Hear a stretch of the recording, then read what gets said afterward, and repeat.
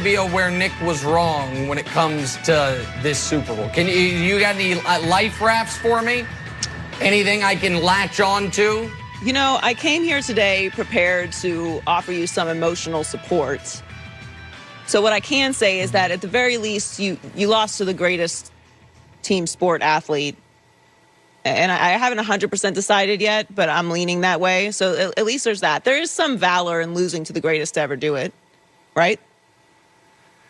That doesn't help at all, Joy. No? You're right. You did come prepared. No, you did come. You should have come prepared, ready to help me. I called you yesterday. I know. And I told you, if the Chiefs lose, I was going to need your support, not only as a colleague, but as a friend.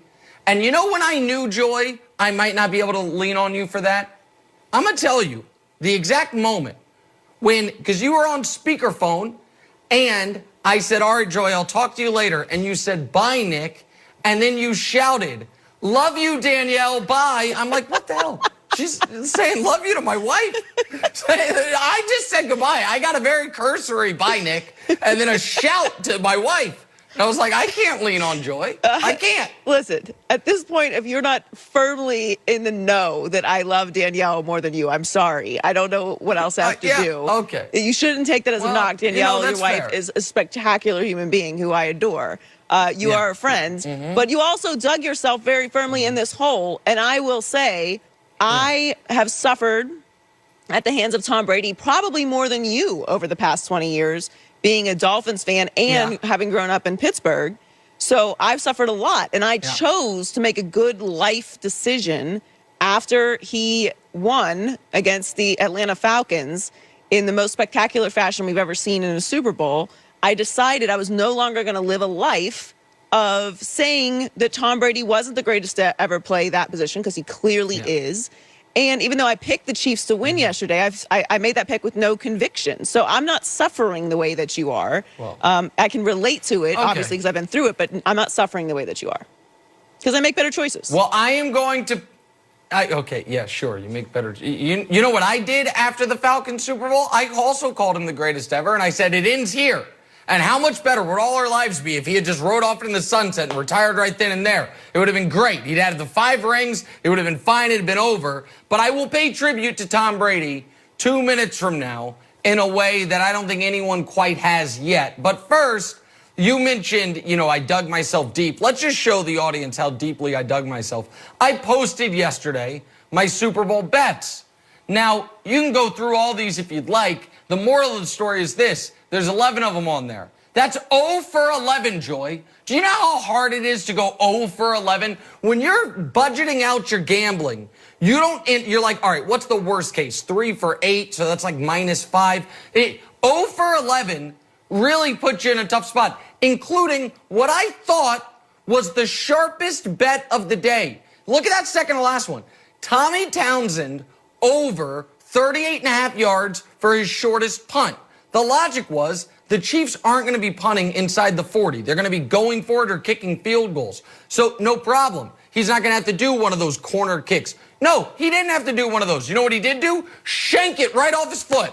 Just dead shank right, then dead shank left. 2 of his first 3 punts went under 30. Forget under 38.5. They went under 30. It was maybe the worst bet ever made. Sammy Watkins, first touchdown. Sammy Watkins, I bet it later, over 38.5 yards. It's not on the screen. He had 1 catch for 13 yards. But somehow, Joy, that wasn't my worst tweet. You want to see my worst tweet? The worst? I'm going to show you the worst tweet. No, oh, yes, I did this see is the worst tweet. Yeah. Tweet.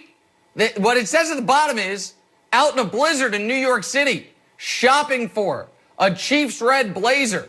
Do you know how many places I had to go to find a perfectly colored velvet Chiefs blazer in New York City? I'm sure many, because that's a very I had to pay for that? color, too. Like, Chiefs red is a very specific red.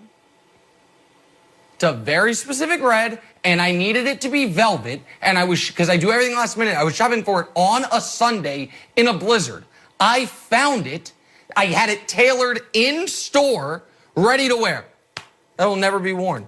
I need to burn it. So that's where Nick was wrong. That plus all my Tom Brady takes. That's where Nick was wrong. So now, in order to, you're really enjoying this. This is not emotional support. I'm trying. This is nonverbal taunting. Here's what it is. You know what? I say this. Yeah. I know that America wants you to take your medicine, but I also understand that no one, no matter what they say, predicted that they were going to lose in the fashion in which they lost. So to that level, I dismiss any take that anyone has. You can say that you picked the Bucs, and that's great. Good for you.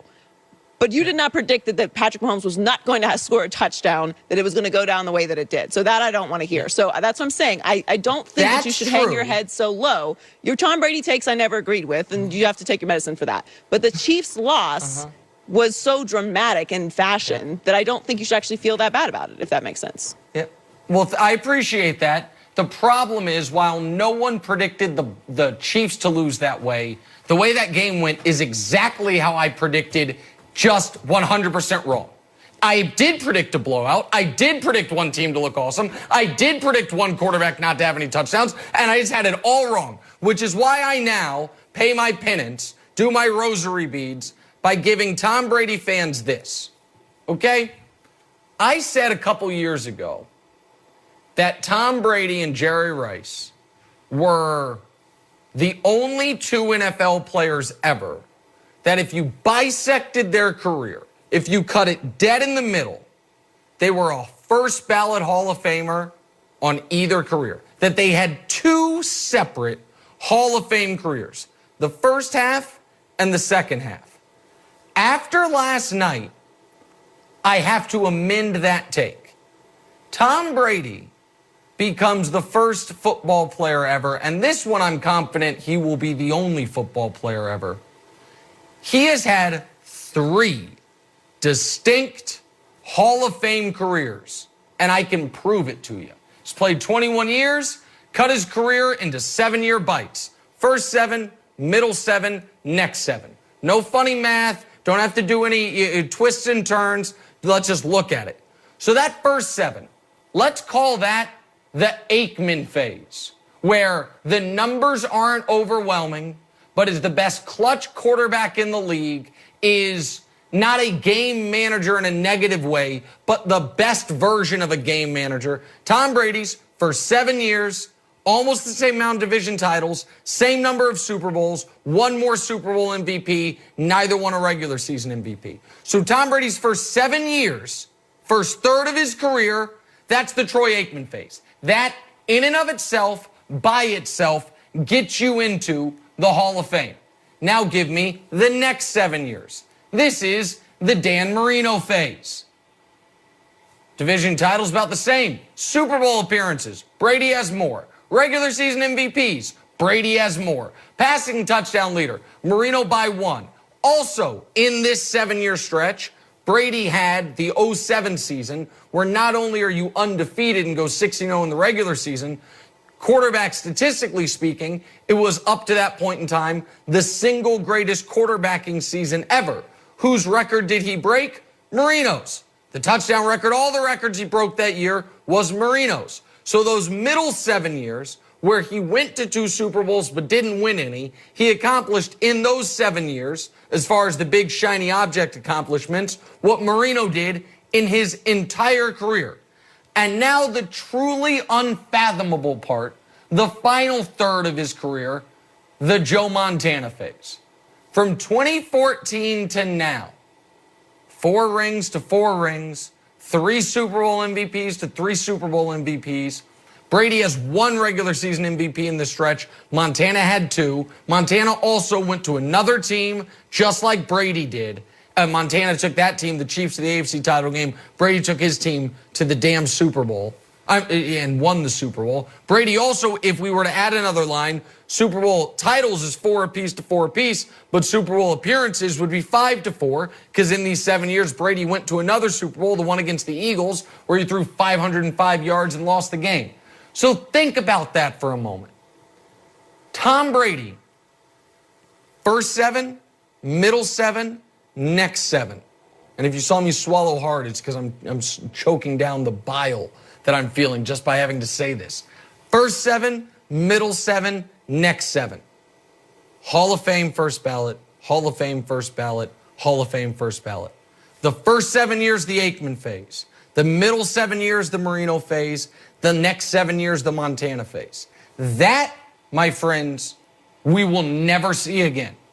It is not realistic, no matter how long the time horizon goes, that we will see another player in the first 7 years of his career win at the level Brady did. Now, Mahomes might, but it's all of that follows.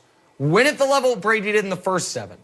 In the next 7, continue statistical and team excellence. Got to a couple Super Bowls, won a couple MVPs. They had a bye almost every single year. They were in the conference championship game 2 out of every 3 years. And then in the next 7, which means you got to play 21 years to even be in this conversation, you somehow do more winning in the final 7 than you did in your first 14 combined. And your first 14 combined, already we were talking about you